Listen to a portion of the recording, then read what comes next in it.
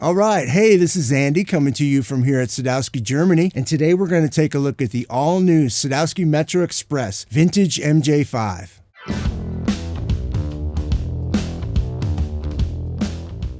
Let's dive right into the specs. Okay, we have a roasted maple neck, and this particular one has a roasted maple fingerboard, but it's also available with a morado fingerboard. We have 21 nickel silver frets, and we have the IFT, the invisible fretwork technology. We have these cool white dot fretboard markers and white side position markers. Taking a look at the headstock, we have the Sadowsky Just-A-Nut adjustable nut system. We have the 4-string string retainer, and we have the lightweight Sadowsky tuners. And of course, we also have the genuine Sadowsky headstock logo. We have an okoume body, and this one's finished in beautiful tobacco sunburst, and it has a transparent pickguard. The pickup configuration on this bass is totally cool. First of all, we have the Sadowsky quad-coil humbucker with Alnico 5 magnets. And in the neck position, we have the passive Sadowsky hum-canceling Stack J. All right, let's take a look at the controls. First of all, we have a volume control, and then we have the pickup selector. It's a blend control. And one thing to know is that Roger likes to wire his blend controls in reverse. So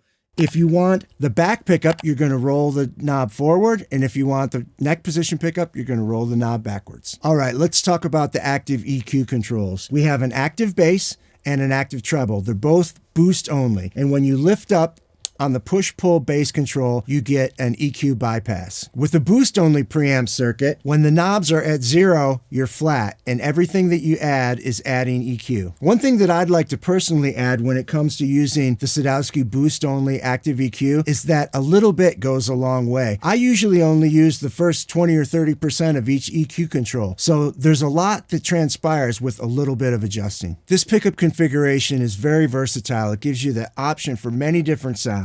With the quad coil, we have a 3-position toggle switch, which gives you series, parallel, and single coil. And when you're in single coil mode, you have the coil closest to the bridge. Also with the stacked hum canceling J, we have a 3-position toggle switch. This also gives you series, parallel, and single coil. But because it is a stacked coil, when you go into that single coil mode, it's actually going to get louder. The reason the volume jumps up a little bit when you're on the hum canceling J in single coil mode is that it is actually stacked coils, and the coil that's closest to the strings is the one that's activated. The instrument, of course, features the Sadowsky quick release bridge. This enables you to make string changes simply by feeding the ball end through, locking it into the slot, tightening it up, and it holds it right there in place. It's very quick and very easy. Adjusting the truss rod on this instrument is really simple. We have an adjustment wheel at the end of the fingerboard, and you have this little tool right here. You just pop it into the slot, and you can move it back and forth. You can make an adjustment to the truss rod in like 3 seconds. 2 other features I want to tell you about is that it has a completely copper shielded cavity, and it has the quick access control cavity cover.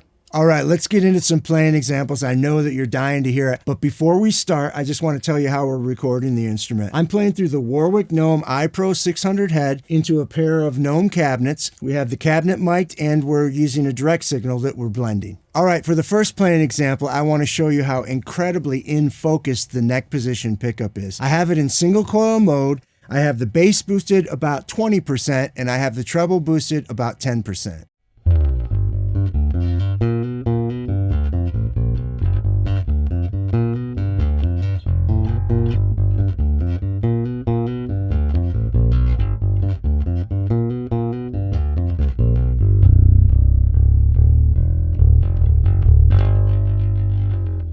All right, for the second playing example, I want to show you how awesome this bass sounds when you slap it. I have the blend control right in the middle, both pickups, and I have both pickups in series mode. I have the active bass control boosted up to about 30%, and I have the active treble control just boosted up about 10%.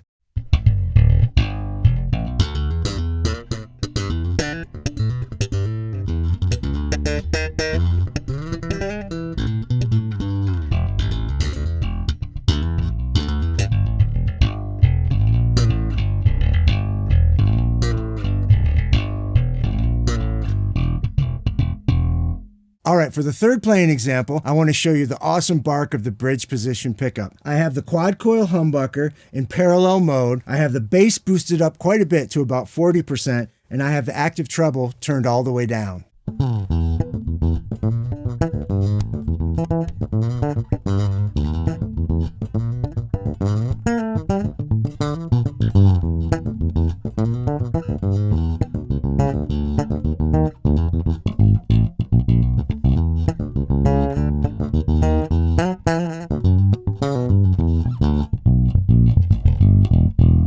Okay, to summarize, I love this bass. There's a whole lot to love about it.